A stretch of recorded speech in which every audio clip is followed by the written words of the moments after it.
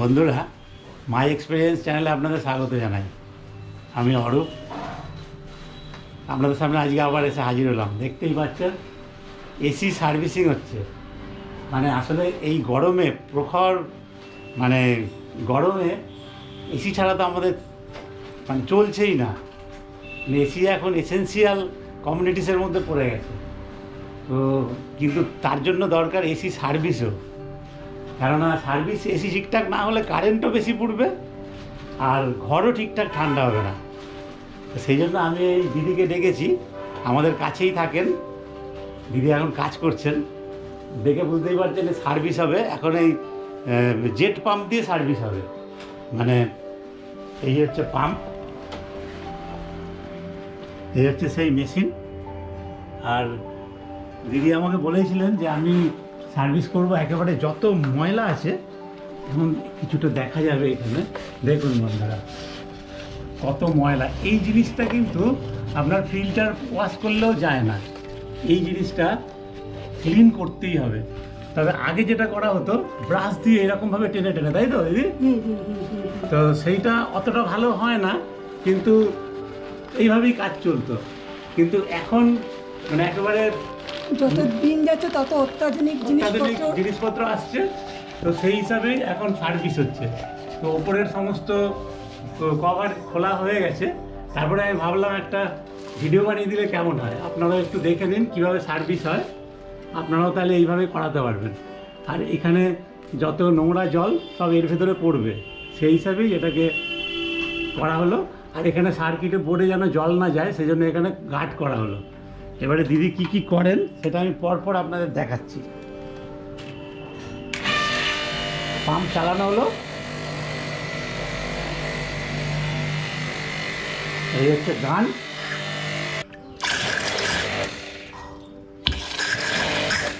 নজরটা setting হচ্ছে।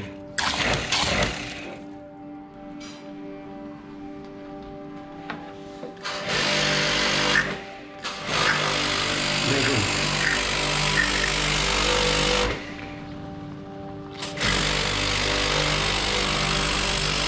তো নোংরা, দেখুন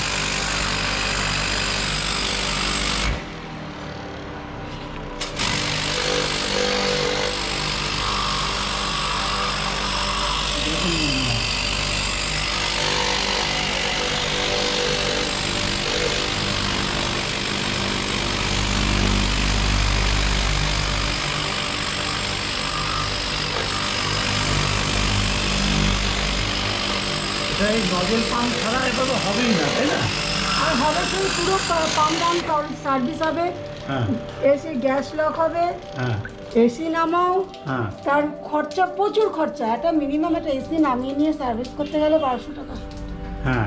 তো সেটা এখানে ডাইরেক্ট ডাইরেক্ট একদম ওপেন অ্যান্ড যা হচ্ছে কাস্টমারের সামনে হচ্ছে। হ্যাঁ,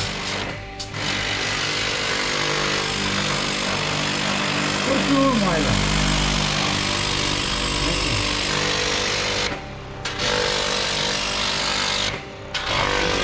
হবে সব হবে, সব হবে, আউটডোর ইনডোর দুটোই হবে। আর বন্ধুরা আর একটা কথা বলে রাখি, এই মেশিনটার ওয়াটেজ কত গো? 1200 না 1800? এটা 1800 ওয়াট। না, এটা দেখছি 1800 ওয়াটের মেশিন চলছে, কিন্তু আমার সোলারে। বেশ ভালোই পরিষ্কার হচ্ছে। এই যে দাদা, হ্যাঁ, নোংরা দেখো।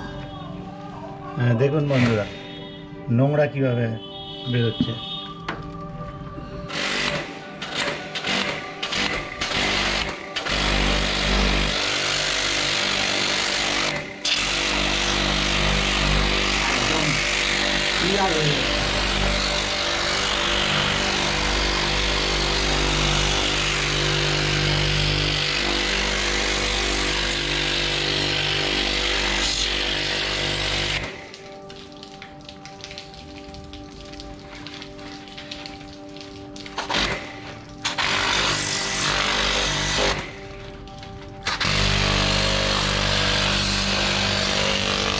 এটা আর একটা আউটডোর ইউনিট।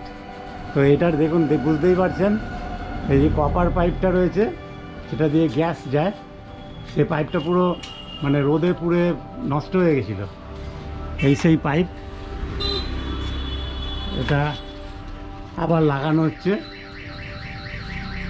তা না হলে এটা গরম হয়ে গেলে মানে অনেকটা লস হয় ইলেকট্রিক না। গ্যাস আর যখন এটা আমাদের চলছে, যদি কভারটা যদি না থাকে তাহলে হয় কি, যে রোদের তাপে গ্যাসটা টেনে নেয়, তখন হয় গ্যাসটা কম হয়। লোকে বলে না যে গ্যাস বেরিয়েছে, গ্যাস বেরোয় না, কিন্তু তখন রোদের হিটেতে টেনে নিচ্ছে। আর এটা হচ্ছে আমাদের সেফটি গার্ড। হ্যাঁ, এটা হচ্ছে সেফটি গার্ড। হ্যাঁ, মানে এটা আর কি বাইরের রোদটাকে ঢুকতে দেবে না, মানে এটা ইনসুলেটেড হয়ে যাচ্ছে। হ্যাঁ হ্যাঁ, হ্যাঁ, এটা হচ্ছে এর উপর আবার ইনসুলেটারে কাজ করছে এটা।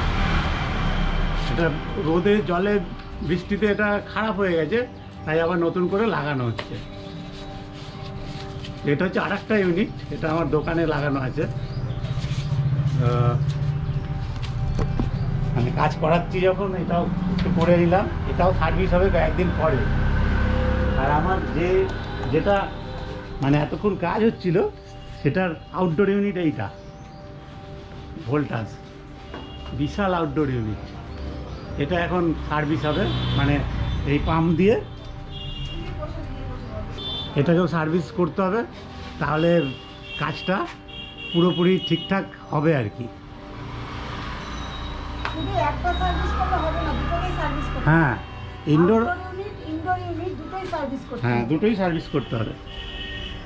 যে একটা করলাম, একটা ছেড়ে দিলাম, তা করলে হবে না। হ্যাঁ, আউটডোর ইউনিটে নোংরা হচ্ছে, ওই যে বাইরে যে কন্ডেন্সারটা আছে, হ্যাঁ, ওটাও তো নোংরা হয়ে যাচ্ছে। হ্যাঁ, এবং ওটাকে যখন পরিষ্কার করে দেওয়া যাবে, হুম, তখন ওটার ঠান্ডাটাই বাড়িয়ে দেবে। হ্যাঁ, একটার সাথে আরেকটা কানেক্টেড এখানে। হ্যাঁ, তাহলে শুনতেই পেলেন, আউটডোর ইউনিটটা না করলে পুরো কাজ হলো না। এখন এর উপরে আবার র্যাপ করে দেওয়া হচ্ছে, যাতে এই ইনসুলেটরটা তাড়াতাড়ি খারাপ না হয়, তাই তো? এটা বছর চারেক থাকবে আবার। হ্যাঁ, বছর চারেক আবার এর লাইফ হয়ে গেল।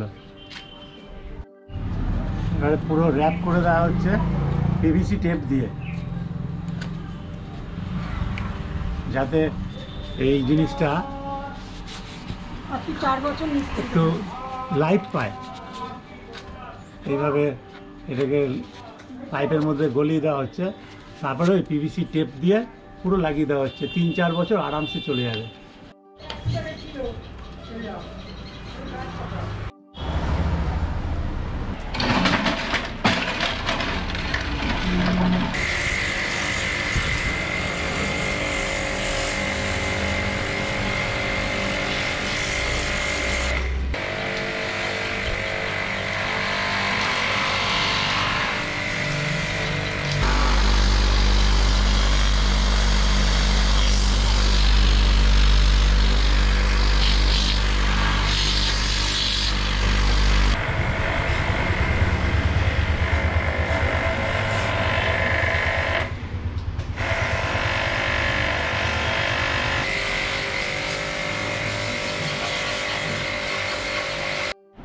আচ্ছা দিদি, তুমি আমাকে একটা কথা বলো, এটা একটু অন্য বিষয়। হ্যাঁ, বলো। এই যে তোমার পাম্পটা চললো, এই প্রেসার পাম্পটা, এটা কিন্তু পুরো সোলারে চললো।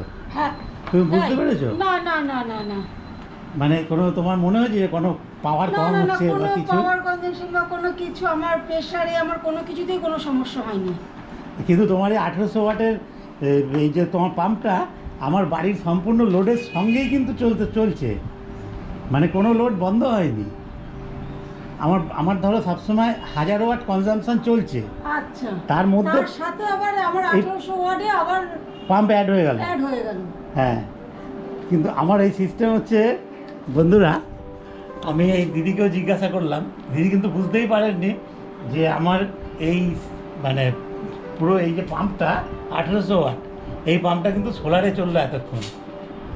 তো তাহলে বুঝতেই পারছেন সোলারের কত শক্তি।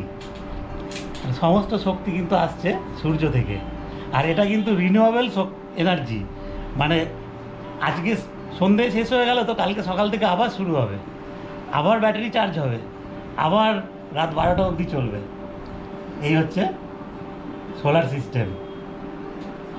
আমাদের সূর্যের মাধ্যমে সবকিছুই হচ্ছে একদম। এই যে ওই জন্য কেন আমরা এটা করি, আমরা কেন র্যাপিংটা করতে বলি কাস্টমারকে, সূর্যের এতটাই ক্ষমতা, রোদের এতটাই ক্ষমতা, যখন এসিটা আমার চলছে ওটা তো টোটাল ফাঁকা, এবার যখন এসিটা চলছে আমার তো গ্যাসটা সার্কুলার হচ্ছে, এবার তখন রোদের যে মানে সূর্যের কিরণটা ওটা টেনে নিচ্ছে। হ্যাঁ, ওই পাইপ যেহেতু কপার কিন্তু সেহেতু খুব ভালো তাপের সুপুরি বাড়ি। হ্যাঁ, এবং ঘামছে যখন ওই ঘামটা টেনে নিচ্ছে, টেনে নেওয়া মানে আমাদের গ্যাসটা কমে যাওয়া। গ্যাসটা কমে যায়, এই জন্যই আমরা কাস্টমারকে অনুরোধ করি আর যাই করুন মেনটেনেন্সটা জরুরি। আর ঠিক আছে রোদ লাগছে না বা কিছু লাগছে না, যার জন্য থাক না, আজকে করব না কালকে করব, ইনস্টলেশন করব না, র্যাপিং করব না, দুটো পয়সা তো বাঁচাতে যায়, কিন্তু একবার দুটো পয়সা খরচা করে আপ টু 4 বছর তো নিশ্চিন্ত, নিজের জিনিসটাও সেফটি। আর একটা এসিতে যদি আপনাকে ন্যাচারালি বলি যে এবছর গ্যাস বললাম, আবার সামনে বছর গ্যাস লাগে না, গ্যাস শেষ হয় না, গ্যাস স্লিপ হয়। এই যে যেরকম আপনার বাড়িতে দাদা এই করলাম, কাজ করলাম, ওটা র্যাপিং পড়ালাম, একদম আমি নিশ্চিন্তে 4 বছর কোনো গ্যাস লাগবে না, কিচ্ছু লাগবে না।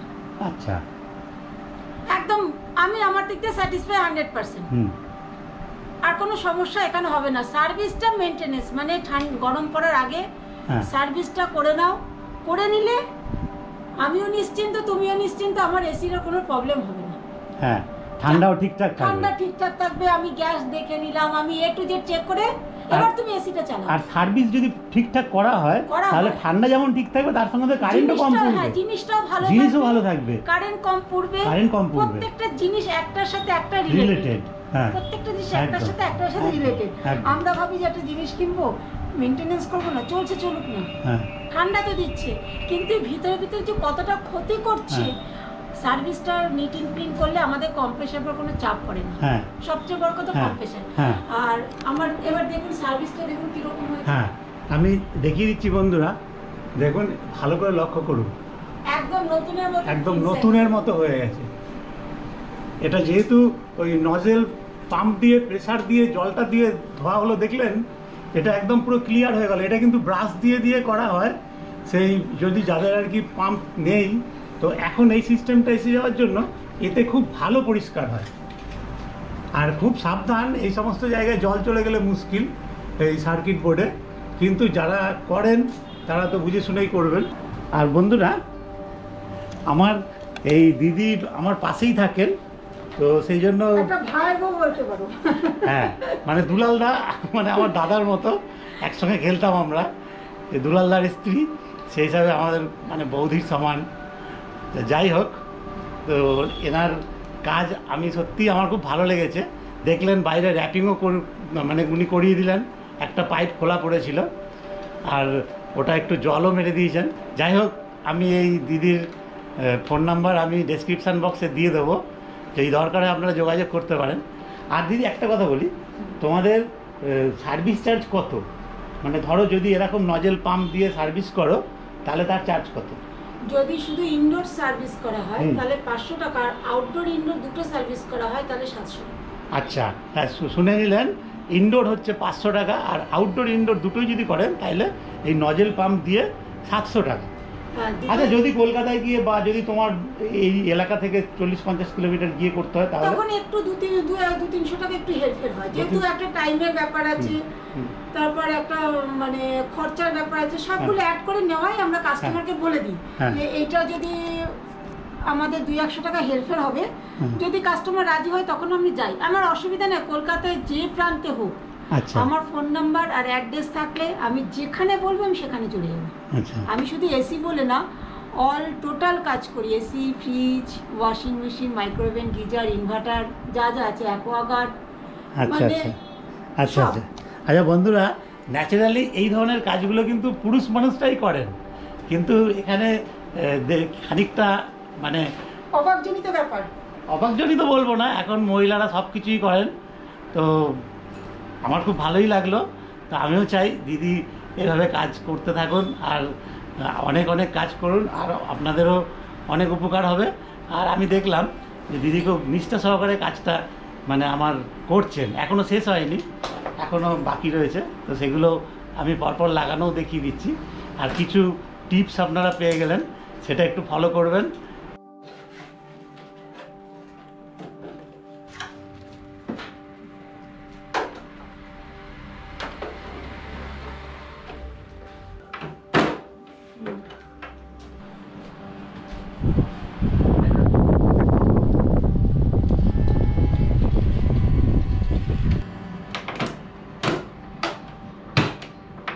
বন্ধুরা, আমাদের এসি সার্ভিস হয়ে গেল, ঠিকঠাকই চলছে।